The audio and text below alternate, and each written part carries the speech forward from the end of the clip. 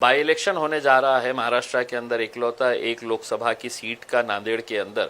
तो वहाँ के लोगों की ख्वाहिश है कि नहीं, हमने इस बार मैदान के अंदर उतरना चाहिए। एक तरीके से अगर देखा जाए तो लोगों के अंदर एक बहुत नाराज़गी है, चिढ़ है कि पूरे महाराष्ट्र के अंदर इकलौता एक मुस्लिम एमपी था। उसको हराने के लिए जिस तरीके से राजनीतिक साजिशें की गई है, पैसे का इस्तेमाल किया गया है, तो अब लोगों के अंदर उस चिढ़ को देखते हुए कहीं ना कहीं ऐसा लग रहा है कि नहीं, इम्तियाज़ जलील ने इलेक्शन लड़ना चाहिए करके।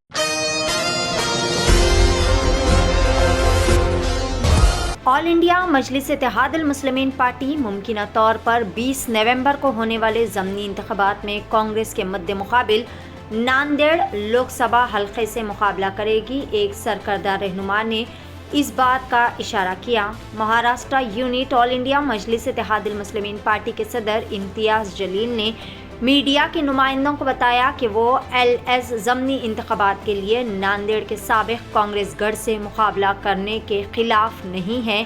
इलेक्शन हो रहे हैं तो क्यों नहीं। इम्तियाज़ जलील औरंगाबाद से ऑल इंडिया मजलिस इत्तेहादुल मुस्लिमीन पार्टी के साबिक़ MP ने एक सवाल के जवाब में इस तरह का जवाब दिया। इनका रद्द-ए-अमल उस वक्त सामने आया जब कांग्रेस ने नांदेड़ LS ज़मीनी इंतखाबात के लिए बोली लगाने के लिए एक माहिर तालीम रविंद्र वसंतराव चौहान के नाम का ऐलान किया। वाज़ेह रहे कि कई सालों से कांग्रेस के तुलबा और नौजवानों की पार्टी की सियासत में सरगर्म व आन जहानी मौजूदा MP वसंतराव B चौहान के बेटे हैं, जिनका 6 अगस्त को हैदराबाद के एक अस्पताल में मुख्तसर सी अलालत के बाद इंतकाल हो गया था।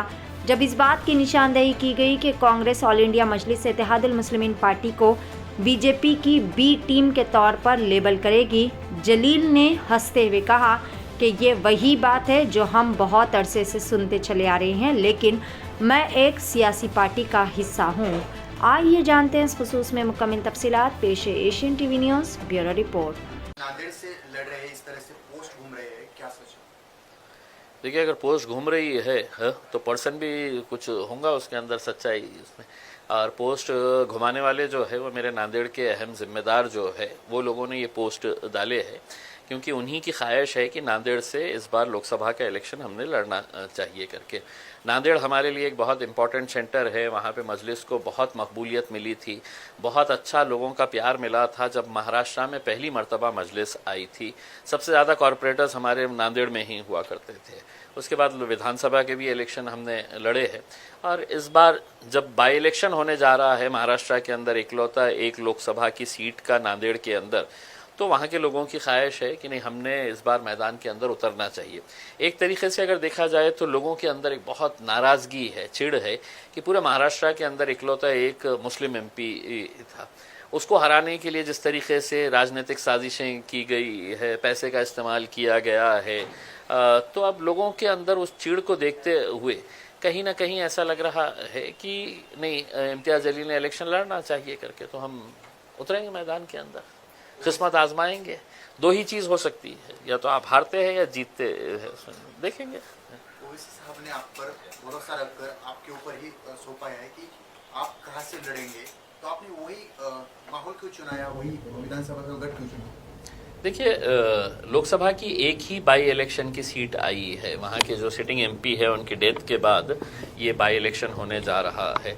अगर कोई और उससे बेहतर अगर होती कॉन्स्टिट्यूएंसी तो वहाँ पर विचार करे होते, लेकिन चूंकि इकलौती एक सीट है, और जैसा मैंने आपको बताया है कि मजलिस का और नांदेड़ का एक बहुत पुराना रिश्ता रहा है, हमारा बहुत अच्छा ऑर्गेनाइजेशन सेटअप है वहाँ पर, तो हमने नांदेड़ के अंदर जाने का फैसला किए है।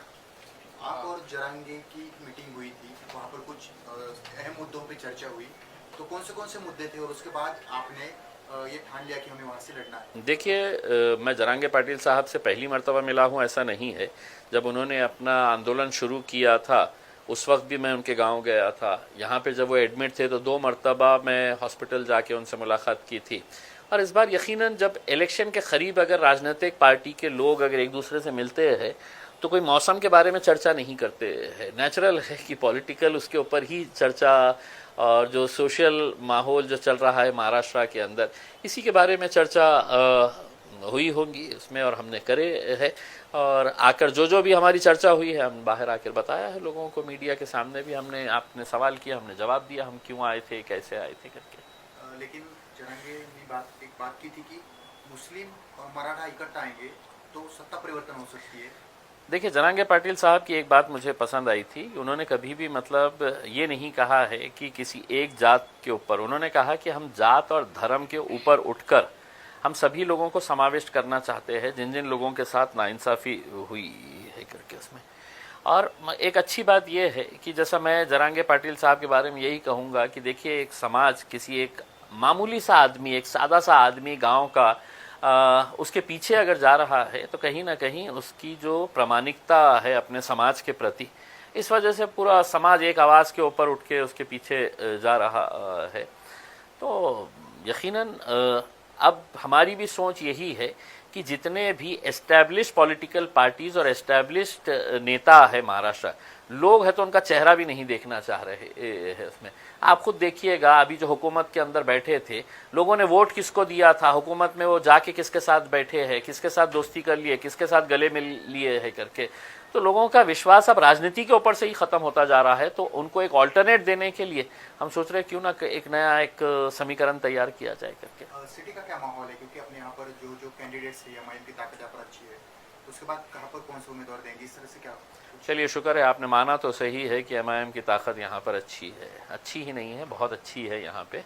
और हम पूरी मजबूती के साथ लड़ेंगे जहाँ जहाँ पर भी लड़ना है। हमने बहुत पहले अपना प्रस्ताव महाविकास आघाड़ी को दिया था, अभी तक उनके पास से कोई बात नहीं आई है। अब हमारी कॉन्स्टिट्यूएंसी, हमारे कैंडिडेट्स पूरे तैयार है।